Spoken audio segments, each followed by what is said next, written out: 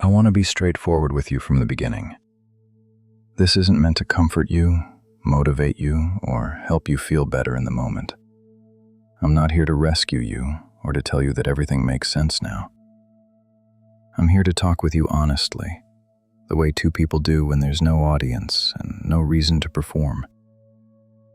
If you're listening to this, it's probably because something hasn't settled inside you. Not in a dramatic way and not in a way that makes you fall apart. You're likely still getting up, still handling your responsibilities, still doing what needs to be done. From the outside, nothing looks obviously wrong. You may even tell people you're okay, and part of you might believe that most of the time. But there's a steady mental pressure that doesn't go away. It shows up when you're alone or when the day finally slows down. Your thoughts loop. You replay conversations. You think about things you said and things you didn't say.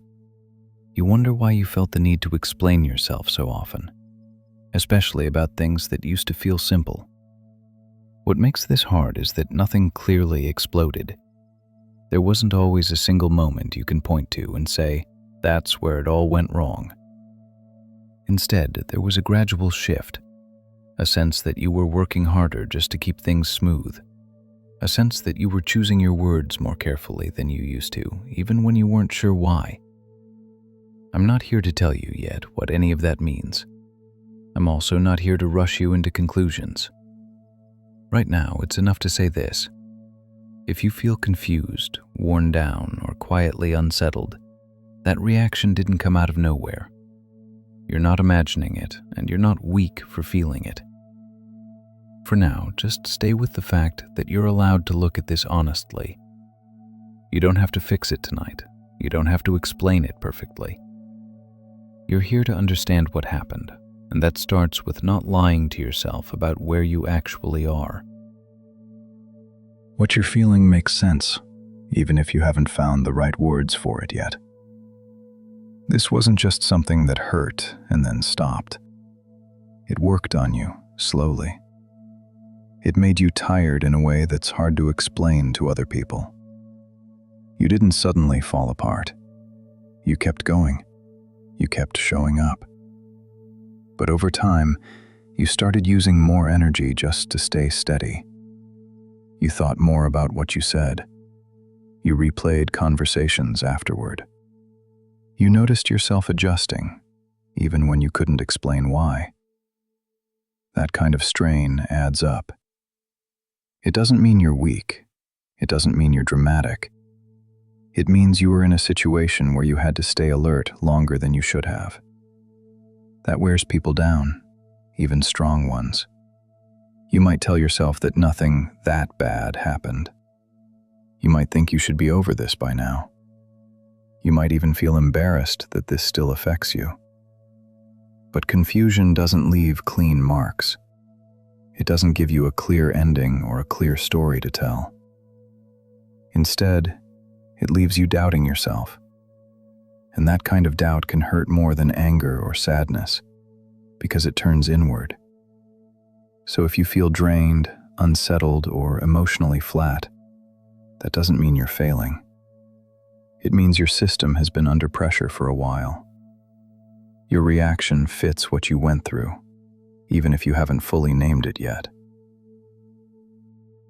One of the hardest parts of this is how quietly it starts to feel personal.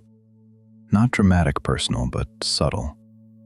You don't usually say to yourself, I'm worthless. It's not that obvious. Instead, you start wondering if you're too much, or not enough, or if you somehow missed something everyone else seems to understand. You might look back and ask yourself why you didn't handle things better, why you didn't speak up sooner, why you explained yourself instead of standing firm. And over time, those questions stop being about the situation and start being about you. That's where the real damage happens, because what actually went wrong wasn't your value as a person. It wasn't your intelligence. It wasn't your ability to love or communicate. What went wrong was the environment you were in and the dynamic that formed inside it. In a healthy situation, you don't have to keep proving that your feelings make sense. You don't have to defend your tone, your intent, or your memory of events. You don't have to keep clarifying that you didn't mean harm when you already explained yourself clearly the first time. When you find yourself explaining basic things over and over, it slowly teaches you the wrong lesson. It teaches you that your natural reactions are suspect, that your instincts need approval, that your experience only counts once someone else agrees with it. None of that means there is something wrong with you. It means you were in a situation where your sense of reality wasn't being met with equal weight. And when that happens long enough, even grounded people start to bend inward. They start checking themselves instead of checking the situation. That doesn't say anything bad about your character. If anything, it says you were trying to make things work. You were trying to be fair. You were trying to keep connection instead of conflict. Those traits didn't suddenly turn into flaws. They were just placed in the wrong context. What you're dealing with now is the after effect of that confusion. Your self-worth got tangled up with how things ended and how often you were made to question yourself. Untangling that takes time, not because you're broken, but because the confusion was repeated. So it's important to say this clearly, even if part of you resists it. What happened is not proof that you are inadequate. It's proof that you stayed in a situation that slowly disconnected you from your own internal reference point. Rebuilding that reference point starts with separating who you are from what that dynamic made you feel. Nothing about your worth was decided there. After something like this, your emotions don't line up neatly. One moment you miss the person, another moment you feel relief. Sometimes you feel nothing at all. Then, out of nowhere, you feel tense or irritated. That mix can make you feel like something is wrong with you. There isn't. When you've been in a situation where you had to explain yourself a lot, your emotions don't shut off cleanly when it ends. Your mind learned to stay alert. It learned to watch for problems. That doesn't stop right away just because the relationship stopped. So if you still think about them, that doesn't mean you want to go back. If you feel lonely, that doesn't mean the relationship was healthy. And if you feel confused, that doesn't mean you failed to understand something obvious. Those feelings are common after long periods of emotional tension. At the same time, it's important not to confuse understanding with excusing. Just because your reactions make sense doesn't mean the patterns you were part of were okay. Missing someone doesn't mean the situation was good for you. Feeling connected doesn't erase the ways you were slowly worn down. It's normal to feel pulled in two directions. Part of you remembers good moments. Another part of you remembers how often you felt unsure or small. Both can exist at the same time without canceling each other out. What matters is not judging yourself for having mixed feelings, but also not using those feelings to rewrite the past. Confusion can make you soften things that shouldn't be softened. It can make you doubt what you felt when it was happening. You don't need to do that.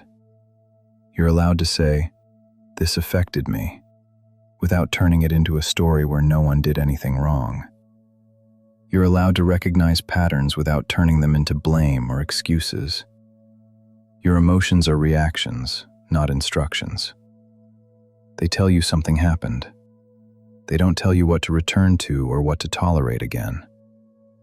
Learning to hold that line is part of getting your footing back. This is usually the part people avoid, because it's uncomfortable and it takes away some of the fog. But clarity doesn't come without looking at what was actually happening. At some point in the relationship, you stopped feeling relaxed being yourself. You didn't lose that by accident. It happened because the way things worked between you changed. Maybe slowly. Maybe so quietly that you didn't notice it right away. You started explaining things that didn't need explaining. You explained your tone. You explained your intent.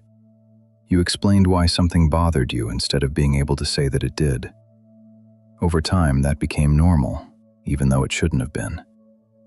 That doesn't automatically mean the other person was evil or trying to hurt you, but it does mean the dynamic wasn't balanced. One person had more room to define what was reasonable, what was allowed, and what counted as a problem. And the other person did more adjusting. That second role was you. When a relationship is healthy, you don't feel like you're always on trial.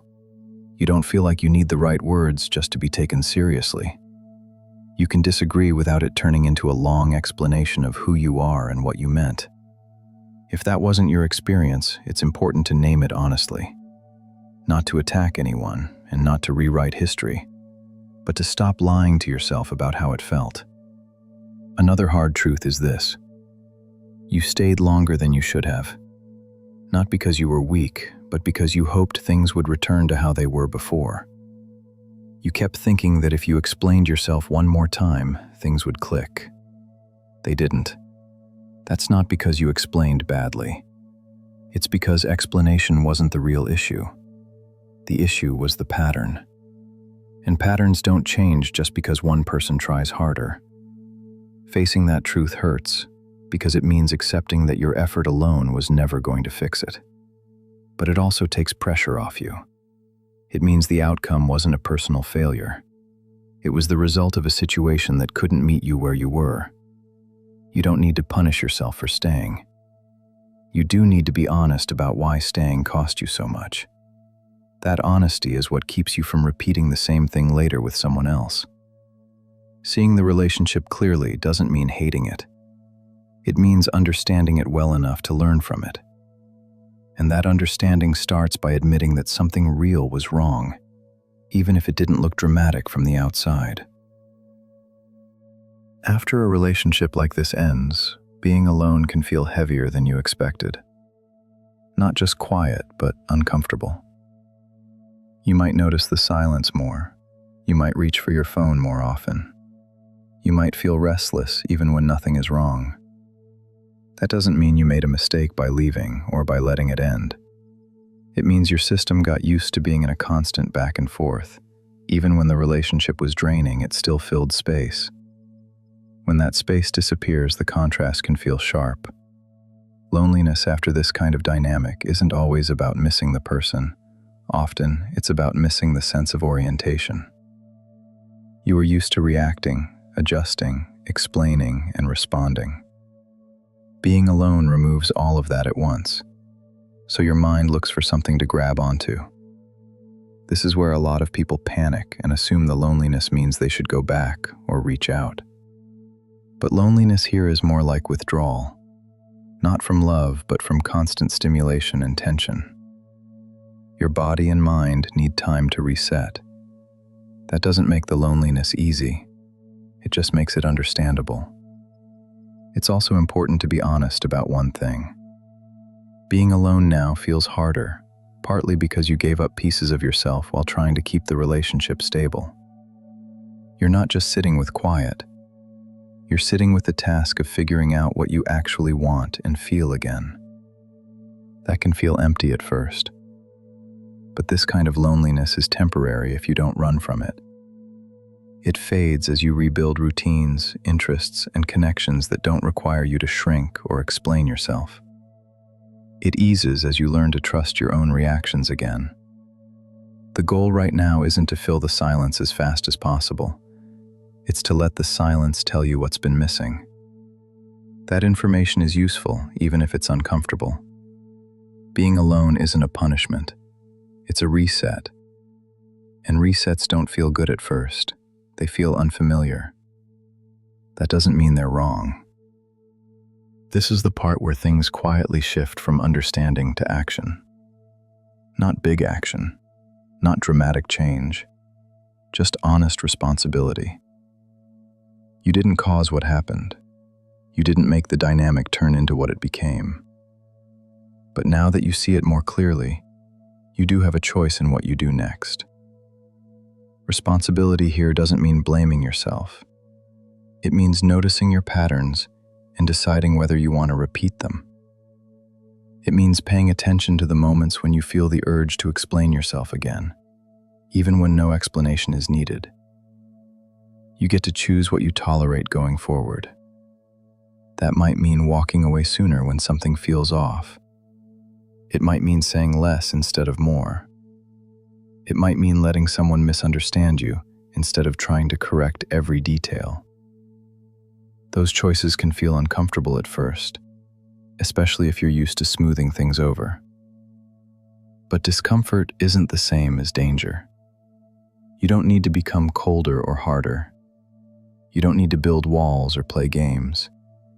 Responsibility here is quieter than that. It's about staying loyal to your own experience instead of talking yourself out of it. You're allowed to trust your reactions again. If something feels wrong early on, you don't have to collect proof. You don't have to argue yourself into staying. You can notice the feeling and act on it without a long explanation. That's not cruelty. That's self-respect. The future doesn't depend on you becoming perfect or never making mistakes again. It depends on you being willing to pause when you feel that familiar pressure to over-adjust. That pause is where your choice lives. You don't control other people's behavior. You do control how much access they have to you and how much you explain yourself to earn basic understanding. Taking responsibility in this way is steady and quiet. It doesn't announce itself, but over time, it changes everything. At this point, you don't need more analysis. You don't need to replay the past again tonight. You've already seen enough to know that something changed and that it affected you more than you first admitted. What matters now is how you carry this forward. You don't need to rush into new connections to prove anything. You don't need to harden yourself or promise that you'll never trust again. And you don't need to stay stuck in what happened, trying to solve it one last time. What you do need is to stay on your own side. That means listening when something feels off instead of arguing with yourself about it. It means letting go of the habit of explaining your basic needs just to be taken seriously. It means choosing situations where you don't have to shrink to keep the peace. None of that happens all at once. It happens in small decisions. Who you give your time to, what you respond to. When you stop talking and start paying attention instead. This experience doesn't get to define you, but it can inform you if you let it. It can teach you where your limits are and what happens when they're ignored. You're not walking away from this empty-handed. You're walking away with clearer boundaries, even if they still feel unfamiliar. And those boundaries aren't about control. They're about staying connected to yourself. You don't owe anyone access to you at the cost of your own clarity. You don't need permission to choose what's healthy for you. And you don't need to explain that choice to make it valid. And remember, what happened to you wasn't your fault, but what happens next is your responsibility. Take care.